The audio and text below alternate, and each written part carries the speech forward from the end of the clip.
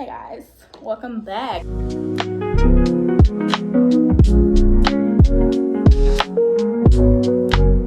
Hey guys, welcome back to my channel. My name is Kaya, and if this is your first time here, welcome home, and this is where you belong.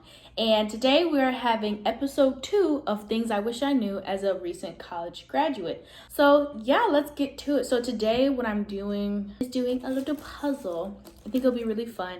All these puzzles that I have are from my great grandma. Love her, I just call her grandma. And we used to always do puzzles together, and I have a bunch of puzzles that we used to do when she moved or had to get stuff done to the house. Anyway, but yeah, this is what we're doing today. 100 piece. Not sure if I'll finish it in this video, but we'll continue anyway.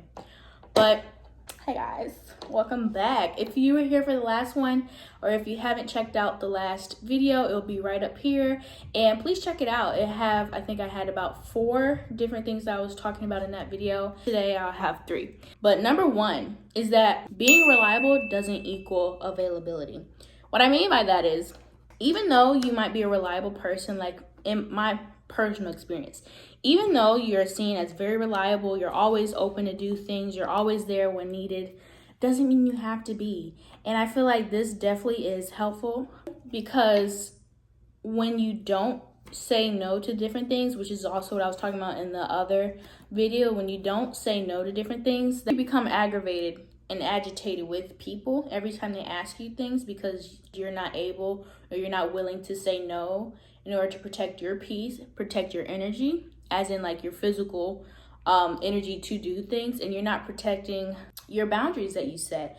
And so I feel like even though you might love those people dearly, and it might not necessarily be a bad thing that they're asking you to do, but it's okay to say no, and they can find somebody else to do it. You don't always have to be the one to do it just because you're reliable, you know? And so I feel like that's really important to know, and that's really important to keep in mind as you just grow older in life, because it's like, one, a lot of people learn that later in life, and then they resent people, you know, anytime that they ask. But it's really important to know that, because it really helps in just being who you want to be in life. It also helps with you, just know it helps your peace. It helps you be at peace, because it makes you really understand that it's okay. You don't have to always be the one to say yes to things. Just because you're reliable, just because you can do it, doesn't mean you have to. And it's just peaceful, you know? Number 2, evaluate your circle. Your circle matters. The people who are closest to you matter, because they're a reflection of who you are. So if you notice that you're acting a little more agitated when certain people, or just like acting differently towards others, or like you're noticing that you're acting outside of your normal character and stuff, you really need to reevaluate, especially if it's ways that you're not comfortable in or not used to acting in. If it's like, you know what I'm talking about, because I experienced the same thing.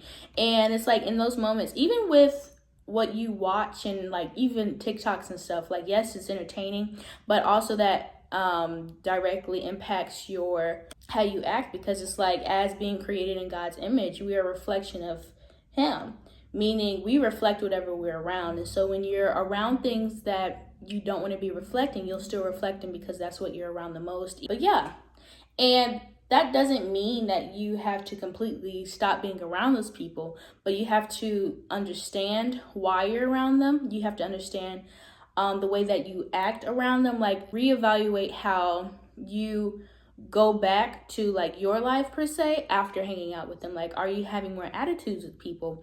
Are you less patient with people? Are you more likely to cut somebody out? You know what I mean? So it's like, it really is important to know who you're around and who's in your circle. And this goes to my 3rd point. So when you are, I'm not finishing this puzzle in this one episode. Anyway, but this goes to my 3rd point of drinking. Drinking is not as normal as you think it is.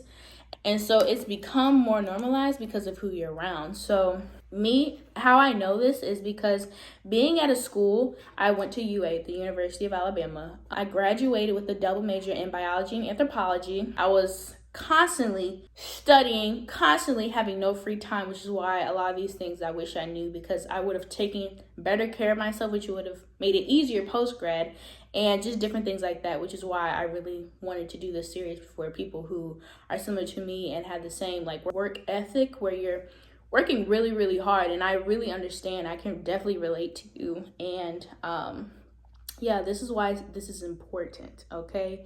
But yeah, so drinking isn't as normalized as you think it is. And this is really evident because at UA, they party hard every single weekend. Like, people will be drinking and being drunk every single weekend. And not even just weekends, because for some reason, I think it starts on Thursday and people start drinking Thursday on. And so in that atmosphere, it's like it's seen as being normal, but it's really not. And so even with, like I was saying in the previous point, even in your friend group, it's like you become more likely to do it. And so that's why you have to be really careful of who you're around and what you do, because like, for like what I'm saying, drinking isn't as normalized as you think it is. And even like post grad, I'm like, wow, I have no need to drink. Very peaceful life. And also, I don't have the desire to drink. And it's really nice because it also takes the pressure off of you when you take that into consideration. And yes, you have friends that do drink, but that doesn't mean you have to drink, nor do they pressure you into drinking. But being constantly around that, it will make you feel like you also want to drink when that's not even your actual desire. So take that into consideration. But yeah, that's my little tidbit from today. I'm going to attempt to finish more of this puzzle and I'll get back to creating another video. So tune back in for episode 3. Here's Lola, feet Lola. Hold on, never mind. Okay. Tune back in for episode 3 of Things I Wish I Knew as a recent college grad.